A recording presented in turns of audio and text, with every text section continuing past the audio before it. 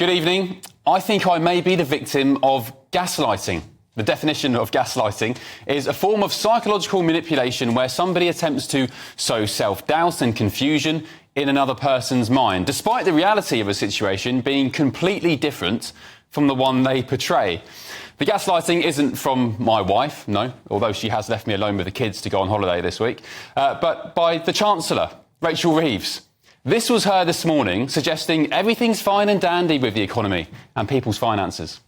What we've already seen in these last few months of the Labour government is a sustained increase in living standards. Next month, at the beginning of April, people on the national living wage will see a 6.7% increase in their wages, £1,400 more a year. That's only possible because of the stability that we have returned to the economy.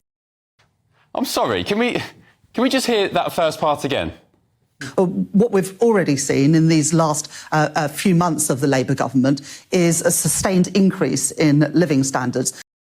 A sustained increase in living standards? I don't know about you, but everyone I know and I see is skint. They're living month to month, struggling to keep their head above water and are feeling the squeeze more than ever before. Well, then she says this about the national living wage.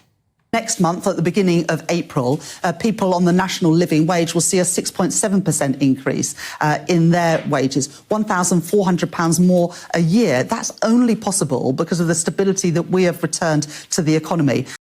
Oh dear. So where does the Chancellor think this rise in wages will go? What will it pay for? Because the cost of living is up, the cost of energy is up, despite Labour's pledge to reduce bills by £300 a year. Council tax is up, and like many of you at home, I got my new council tax bill this week. It's up by the maximum 5%, despite Sir Keir Starmer's pledge to freeze it. My bins are only collected once a fortnight, and if you live in Bradford, Labour just gave the council there permission to hike it by 10%. Employer national insurance contributions are up, and 775 businesses have shut every single day since Labour took power in July last year. 200,000 of them forced to shut their doors for good. And Labour MPs are following the Chancellor's lead too. Here's Darren Jones this morning. There was a huge increase at the budget in the autumn last year, £100 billion of additional capital investment, £40 billion of additional tax rises going straight into frontline public services. That was a big injection of spending because we needed to get a grip of public services after the mess that we found them in from the last Conservative administration. Even the left-wing Observer newspaper splashed this morning that all UK families will be worse off by 2030 as the poorest in society will bear the brunt of Labour's policies. And then, laughably, Rachel Reeves tries to take credits for Bank of England interest rates coming down. Of course, those three cuts in interest rates from the Bank of England mean that mortgage rates are lower than they otherwise would have been. The Bank of England first cut rates in August last year, just a few weeks after Labour won the election. That had nothing to do with Labour and everything to do with what the Tories did in the final months of power. And then the Chancellor finally admits she can't grow the economy, but blames the last lot for her failures. It's not possible within just a few months to reverse more than a decade of economic stagnation. 10 years of stagnation. I mean, the Tories weren't great, but Labour inherited the fastest growing economy in the G7. GDP figures were at decade highs. The economy is now screeching to a halt. So while we're all being gaslit to believe everyone's feeling abundant and Britain is roaring, what's the Chancellor been up to? I went with a member of my family to see a concert a couple of weeks ago. I do now have security, which means it's not as easy as it would have been in the past to just sit in a concert, although that would probably be a lot easier for everyone concerned. So, look, I took those tickets to go with a member of my family. I thought that was the right thing to do from a security perspective. Did you pay for them? Because you could pay for them. Well, these weren't tickets that you could pay for, so there wasn't a price to those tickets. Obviously, I will declare that the value of them, but they weren't tickets that you were able to buy. Yes, that's right. Despite earning £150,000 a year and subjecting society's poorest to terrible economic hardship, the Chancellor of the Exchequer is partying at the O2 Arena with tickets that money simply can't buy. And I need to remind you, of course, of the Lord Ali donation saga. I'm beginning to think that this government thinks most of Britain is inhabited by very stupid people who swallow their spin hook, line and sinker? Let me tell you, it's not, and they'll pay the price for thinking so. Well, let's get the thoughts of my panel now. GBNews contributor Will Kingston, political commentator Chloe Dobbs and the former Labour Minister Bill Ramrell. Good evening, panel. Welcome along. Bill, let's start with you. Do Rachel Reeves and the government think that Brits are stupid? Well, I say this very gently, Ben. I think you're in danger of gaslighting yourself. The reality... Are you feeling abundant with lots of money in your finances? Hold on. The reality is, for the first time in a decade, real average incomes are rising faster than prices. So all the increases in costs that you set out, above and beyond that, average wages are going up by more than that. And as a deliberate act of government policy, the national living wage was raised by 3 times the rate of inflation. So everyone, but particularly poorer people, are better off. But the overall economic fiscal situation is challenging. You know, we've got Putin's war, we've got the madness of the Trump tariffs, and the government has to square that circle. Now, it's very welcome that Rachel Reeves is making clear this weekend she's not going to put up taxes, that the fiscal rules are non-negotiable. Welfare reform are the like that the Tories never dared during their 14 years in office, and it's the right thing to do, backed up by the majority of the public. I saw a poll this morning, 68% of people backing welfare reform. And critically, things like reducing costs, so a 15% cut in civil servants, and bearing in mind the number of civil servants have increased by 100,000 in the last 5 years, I think that's the right priority. But we need the economic growth, and that's where the planning reforms and the rest of it are so important. Bill, can I just say, you say that people are better off. No, he didn't quite say that. He said everyone apart from the poorer people are better off. No, I didn't say that. I said average incomes are rising faster than the rate of inflation. That's the first time... You said that's above the cost that we're seeing with council. That's what inflation is. I don't know if you've read Orwell's 1984, but there's a line in there saying, the party told you to reject the evidence of your eyes and ears. People are feeling skint. They are on the breadline.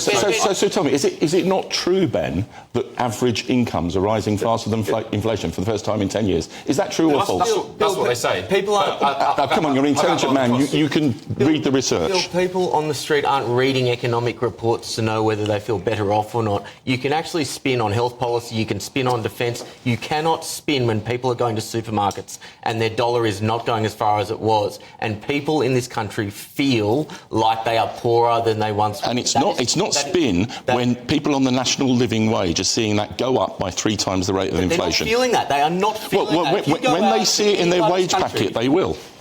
They're not. Chloe, what's your thoughts?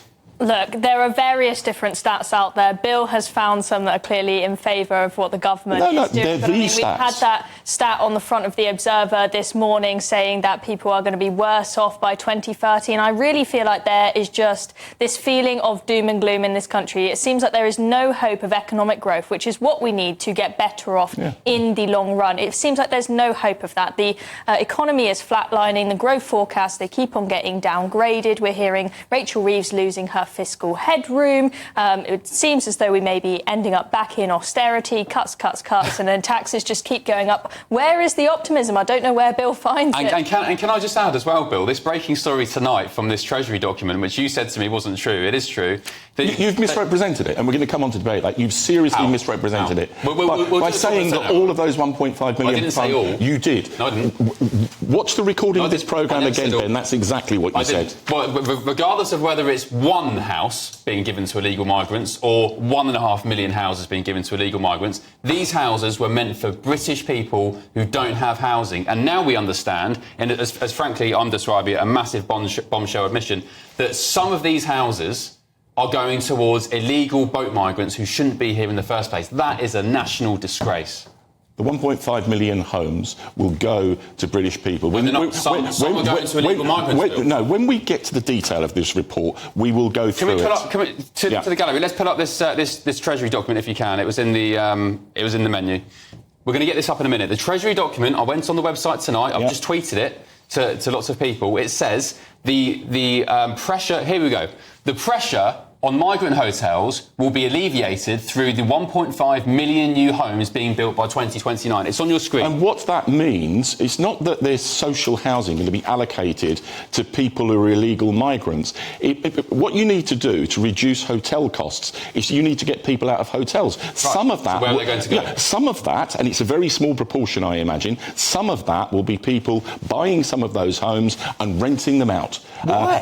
But why? Because why aren't they the average cost of renting out properties to refugees is about £14 per week. It's £145 a week if they're in hotels. That's why the government's committed over the course of the Parliament to ending the use of hotels. I agree, but they should be in detention centres. They shouldn't be in housing in England. That provides an incentive for more refugees to come and more refugees to risk their lives in the Channel. This is not the compassionate policy bill. Your policy is the policy that is leading to more people killing themselves in the English Channel. Once people gain refugee status, they are legally entitled to be in this country and they're legally entitled to try and get security. Number one, 90% of the people who are crossing the English Channel are not legitimate refugees. We know that. Number two, if you want to get refugee status, there are ways that you can do that without getting onto a boat. If you are getting onto a boat illegally, that is breaking English law. That is not being a refugee. Ask you a question. Bill, let me just clarify before we move on. After seeing that document I've just retrieved and put on screen for you, do you accept some illegal migrants will be going from hotels